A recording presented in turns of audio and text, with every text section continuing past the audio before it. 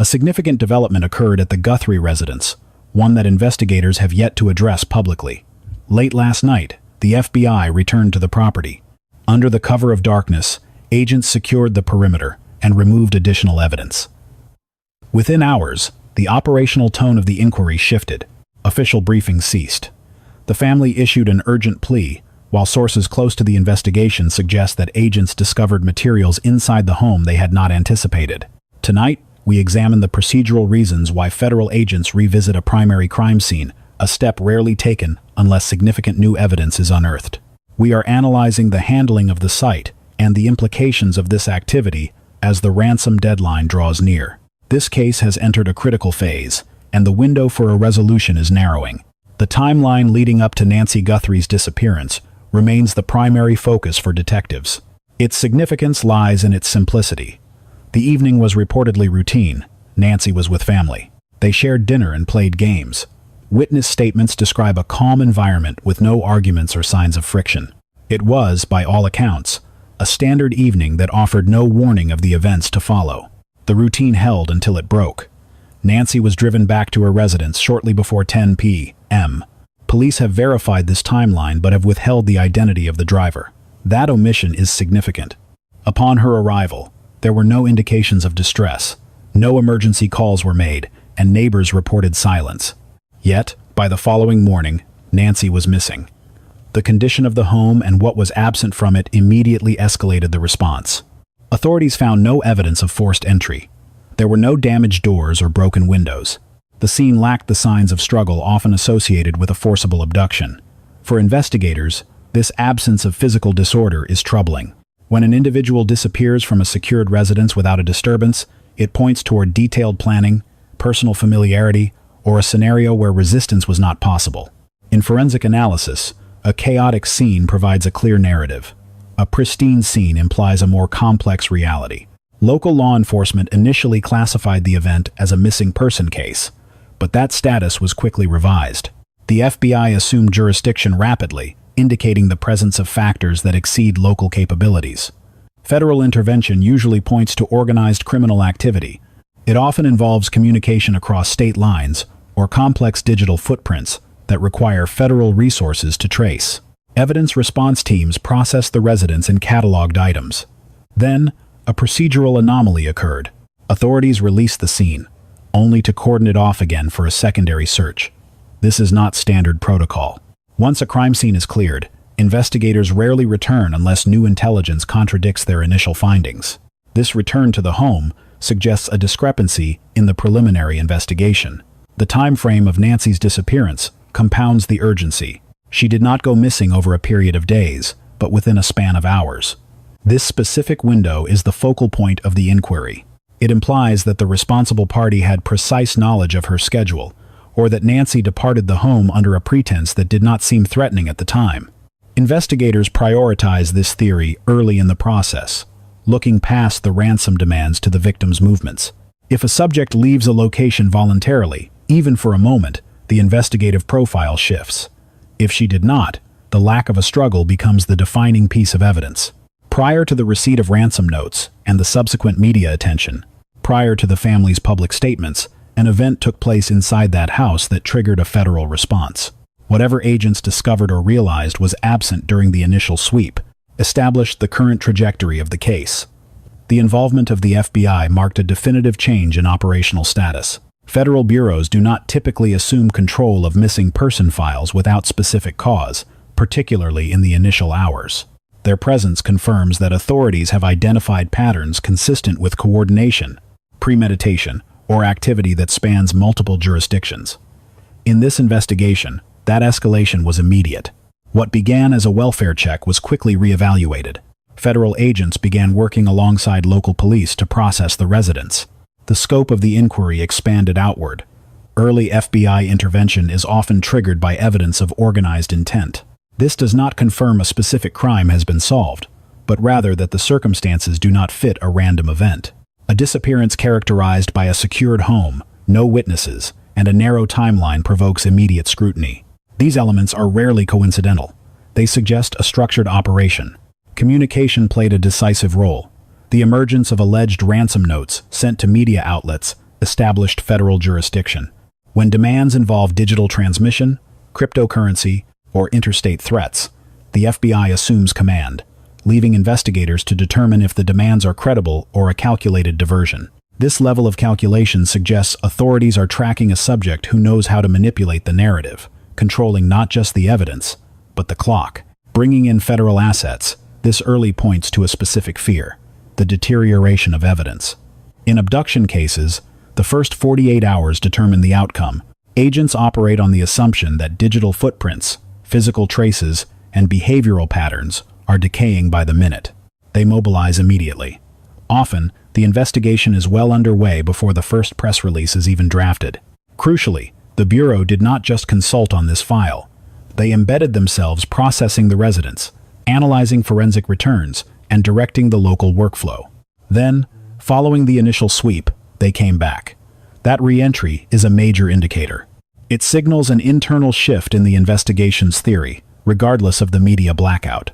The FBI does not maintain radio silence by accident. Once investigators isolate sensitive variables, whether it is an anomaly in communication logs, a break in routine, or leverage that might endanger the victim, they lock it down. Briefings cease, details vanish, and the case enters a containment phase. To the public, the trail looks cold. Inside the command center, the tempo increases. Withholding facts often angers the community, but it preserves tactical advantage. Releasing specific data points compromises the investigation's edge. If there is a possibility of negotiation or proof of life, total secrecy is mandatory. By intervening this rapidly, the Bureau signaled that this was no longer a standard welfare check. It had evolved into an active, developing crisis. When federal agencies assume that posture, the objective shifts from rescue to manhunt, identifying the architect behind the disappearance. That distinction dictated every subsequent maneuver. When forensics teams breach a residence following a vanishing, they are not looking for chaos. They are looking for discrepancies. Every household has a baseline rhythm: the layout, the daily debris, the subconscious habits. The priority is establishing what normal looks like for that specific individual. Once the pattern is set, the anomalies scream. While they check for kicked doors or broken glass, that is just the preliminary sweep. Perimeter security is verified efficiently. The deeper question is whether the domestic atmosphere feels disrupted. Is a chair pulled out at an odd angle? Are the lights configured in a way that contradicts the resident's evening ritual? Are essentials staged in strange locations, or absent altogether? The scene reveals the intent: a sudden departure versus a planned exit. Keys on the counter, a cell phone plugged into the wall, daily prescriptions left full. These fragments tell detectives if the subject walked out voluntarily, was interrupted in the middle of a task, or never made it out the door. Ironically, the absence of a struggle often raises the alarm level.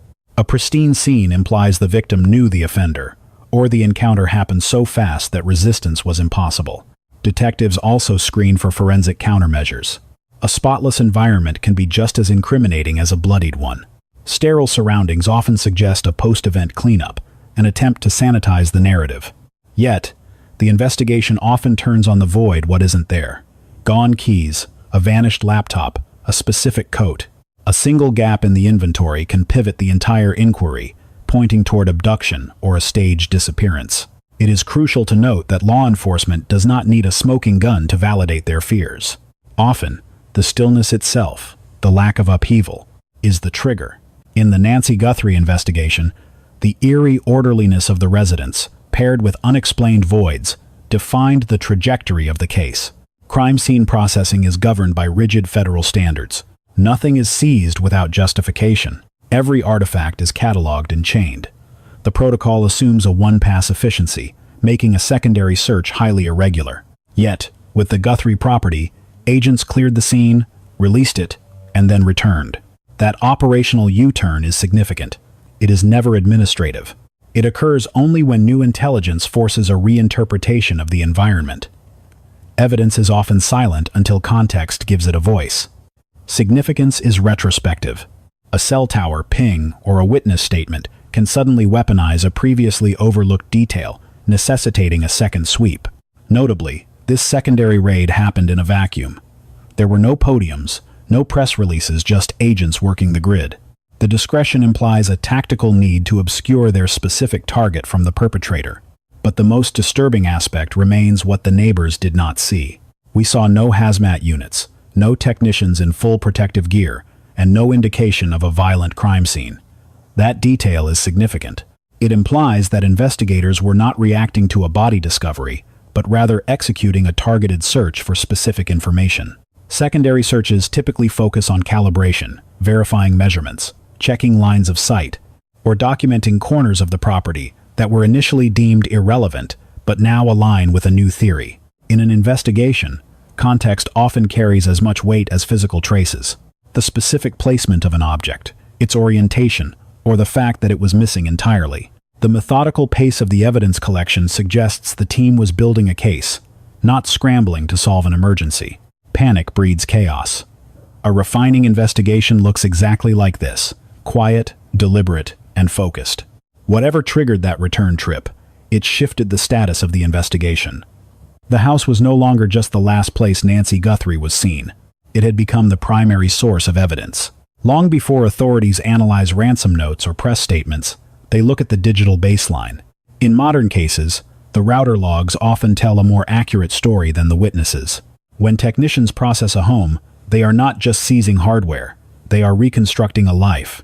The last time a phone was unlocked, a text left on read, or a GPS signal that cuts out mid-transit. When a device goes dark at a critical moment, it is rarely a technical glitch. Home networks log every handshake, every data packet, and every timestamp to the second. They capture the exact moment a connection drops, or when an unauthorized device attempts to pair with the system. These digital footprints establish a hard timeline that is difficult to refute. Investigators also tap into the passive data: smart thermostats, door sensors, and security cameras. These devices are objective observers.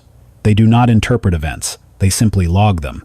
That data reveals whether a person walked out the front door or never left the building at all. Digital evidence offers a binary certainty that physical clues often lack.